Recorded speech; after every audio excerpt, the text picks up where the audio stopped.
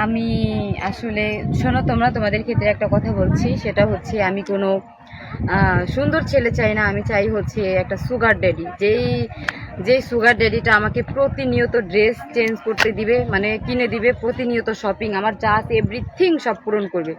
আমার কোনো কিছু লাগবে না, আমার কোনো শারীরিক কোনো চাহিদা বা কোনো চাহিদা আমার কিচ্ছু লাগবে না, সব বিসর্জন দিয়ে দিব যদি আমাকে সুগার ড্যাডিটা ভালোবেসে ও টাকা পয়সা জমি গাড়ি বাড়ি দিয়ে সব আমি ঘুরবো।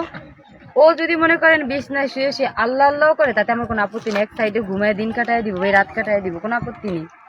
ঠিক আছে, সে যদি এমনও যদি সুগার ড্যাডি হয়, সে ঘরে শুয়ে থাকবে, সে উঠতে পারে না, হুইল চেয়ার ছাড়া, তাতেও চলবে ভাই, কোনো আপত্তি নেই, খালি টাকা পয়সা হলেই হবে। আরে থাকুক না ভাই, টাকা পয়সা ছাড়া দুনিয়াতে চলা যাবে না।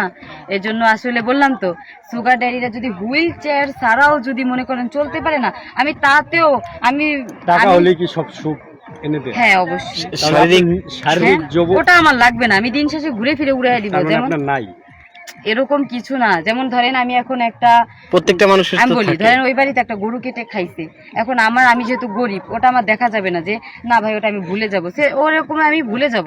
তার মানে আপনি আগেই সব শেষ করে ফেলেছেন? এরকম কিছু না, আমি তো ভার্জিন নেই, আমি শেষ করবো কেন, আমি একজন ভার্জিন নেই। আচ্ছা, আপনি মেশিন চালাবে, তাহলে কে মেশিন কে চালাবে? আসলে বললাম তো যে বাদ দিয়ে দিব ভাই, কেন মাথাটা ঘুরাচ্ছে? মেশিন চালানো লাগবে না? না না, আপনি কি ভার্জিন? ভার্জিন। মেশিন? হ্যাঁ। মানে এই পর্যন্ত কেউ মেশিন চালায়নি? না, চালাইছে, আপনি সব দেখতেছি আমরা। আমি ছোট বাচ্চা ভাই, এই সব কথা বললেন, আমি এসব বুঝি না। কেন যে ছোট বাচ্চাদেরকে পাকায়া দেন আপনারা, আমি এটা বুঝি না ভাই। এত ছোট একটা গোলুমলু মেয়ে, আপনি মেয়েটাকে কেন পাকাচ্ছেন ভাই?